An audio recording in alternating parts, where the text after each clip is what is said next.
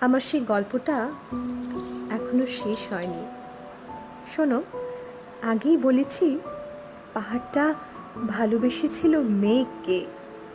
আর মেঘ কিভাবে শুকনো খটখটে পাহাড়টাকে বানিয়ে তুলেছিল ২৬ বছরের ছোকরা, সে তো আগেই শুনেছ। সেদিন ছিল পাহাড়টার জন্মদিন। পাহাড় মেঘকে বললে, আজ তুমি লাল শাড়ি পরে আসবে। মেঘ পাহাড়কে বললে, আজ তোমায় স্নান করিয়ে দেব চন্দন জলে। ভালোবাসলে নারীরা হয়ে যায় নরম নদী, পুরুষেরা জ্বলন্ত কাঠ। ঠিক তেমনভাবে মেঘ ছিল পাহাড়ের আলিঙ্গনে আদুরে, পাহাড় ছিল মেঘের ঢেউ জলে।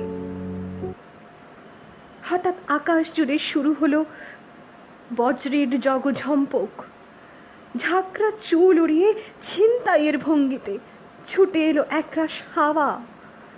মেঘের আঁচলে টান মেরে বললে, ওর ছড়ি, তোর বিয়ে। এখনো শেষ হয়নি গল্পটা। বজ্রের সঙ্গে মেঘের বিয়েটা হয়ে গেল ঠিকই, কিন্তু পাহাড়কে সে কোনো দিন ভুলতে পারল না। বিশ্বাস না হয় তো চিরে দেখতে পারো পাহাড়টার হাড় পাঁজর। ভিতরে থই থই করছে শত ঝর্ণা।